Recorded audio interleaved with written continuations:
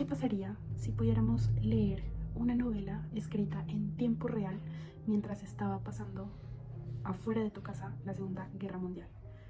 Sin perspectiva del tiempo, sin filtros ni revisionismos.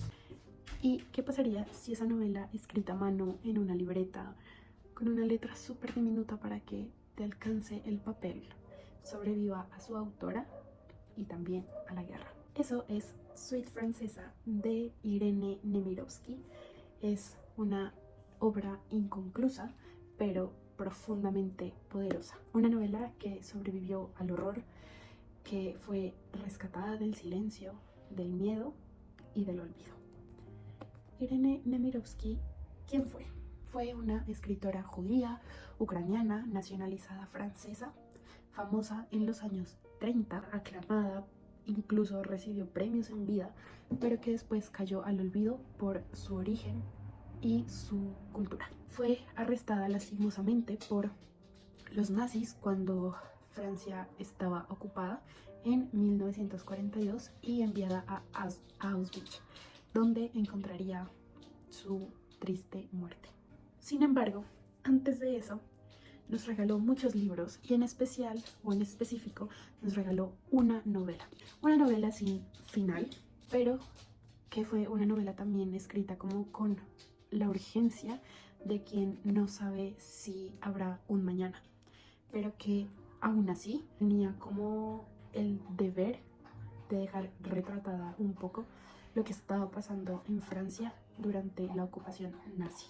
Suite Francesa iba a componerse inicialmente de 5 partes y es brutal como esta mujer la estaba pensando como si fuera una melodía en 5 partes. Lastimosamente, pues solo llegó a escribir 2 partes.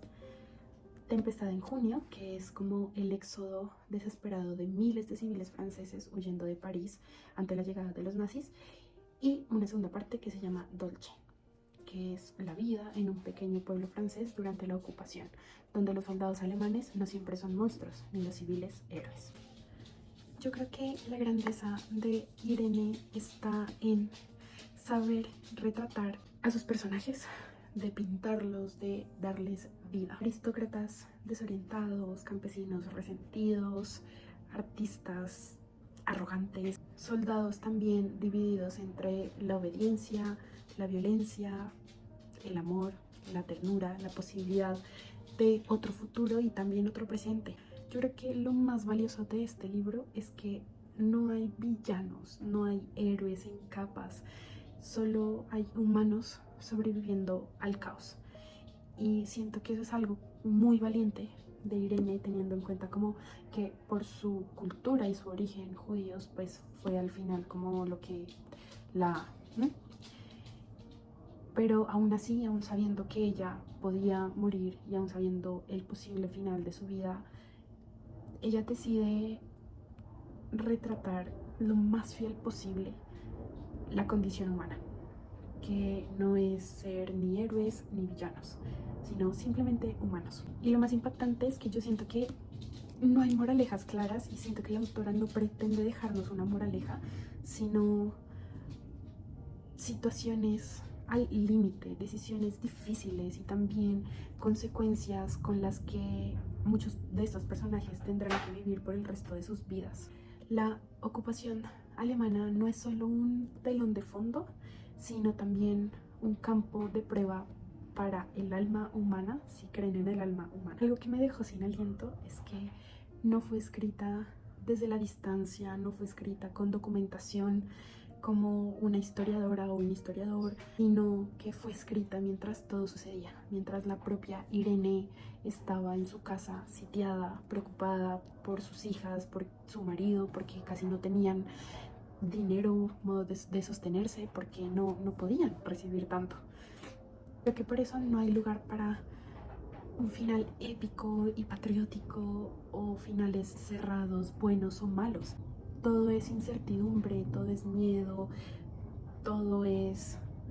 Yo creo que ella quería como retratar esas alianzas que pueden ser impensables y por eso siento que la historia no se puede interpretar, sino que se vive. O sea, tú la vives con los personajes, pero también te puedes imaginar a Irene encorvada, tratando como de aprovechar la máxima luz posible, tratando de aprovechar el máximo papel posible. Incluso dentro del libro, dentro de esta edición, te encuentras con anotaciones de sus allegados, de las hijas, como que dicen que como tenía que racionalizar el papel, pues llegó a escribir en una letra tan chiquita para que el papel pues le durara. Y esta no fue la única novela que escribió durante estos años en los que ella se mantuvo como sitiada con su familia, sino que también hay otra novela, pero es brutal. Entonces creo que es una novela que se vive y siento que es como asomarte por una rendija de la Francia colapsada, que todavía no sabe qué va a pasar, de la Francia que al final no puede hacer nada contra el régimen nazi, de la Francia en la que también hubo políticos que pues al final aceptaron como esto. Algo especial también es que esta novela no solo habla de guerra, habla de lo que somos mientras el mundo se está desmoronando a nuestro alrededor. Nos habla del amor, del egoísmo, del deseo, pero también de la traición, de la sorprendente solidaridad que puede haber en tiempos de guerra. O sea, creo que también siento que retrata mucho como esa solidaridad contrastada con el egoísmo, de ese amor contrastado con el odio. Es brutal y yo creo que nos obliga a preguntar como, ¿qué haríamos nosotros en el lugar de los personajes?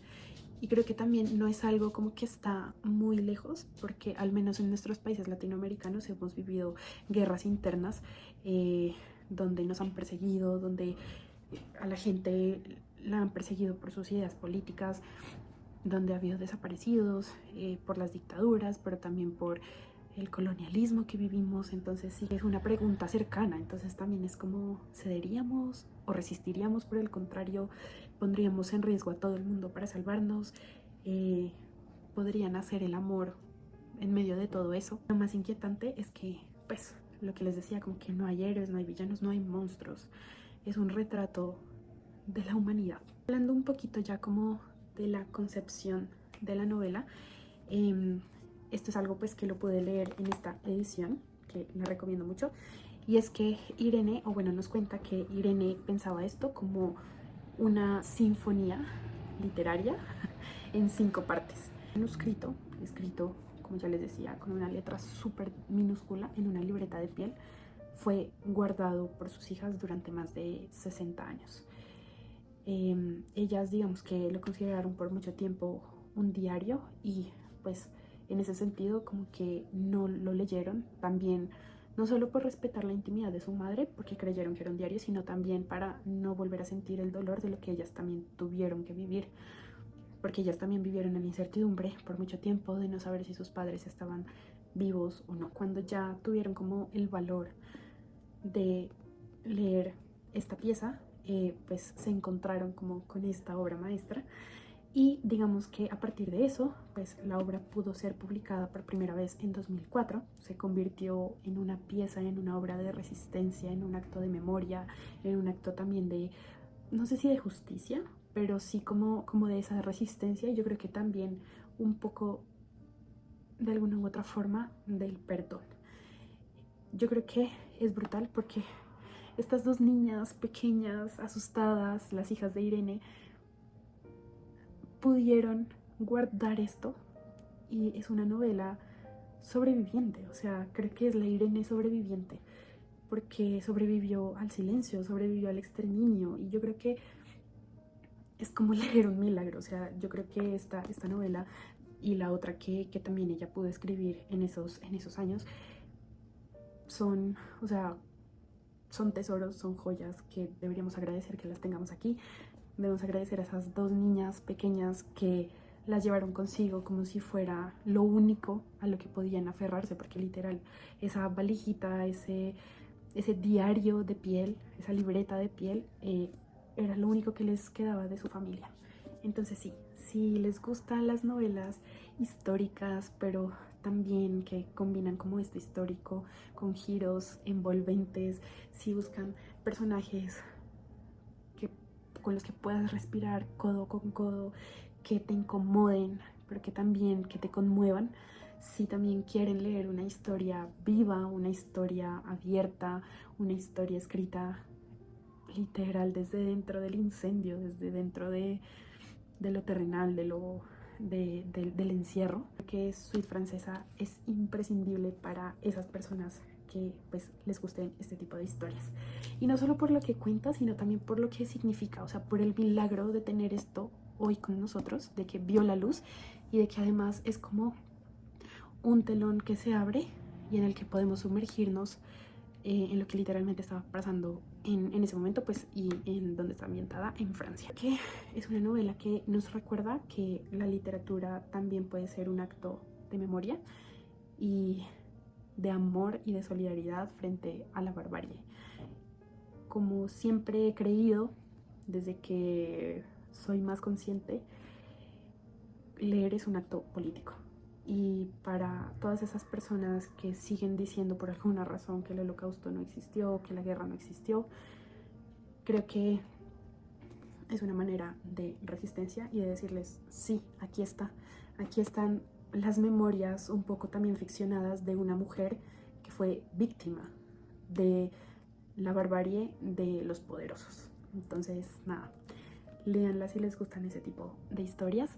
Y pues recuerden que me pueden seguir en mis redes sociales como Rinconcito de Letras. Estaré como por allí, yo estoy súper activa por allí, la verdad. Y nada, eso es todo por el video de hoy.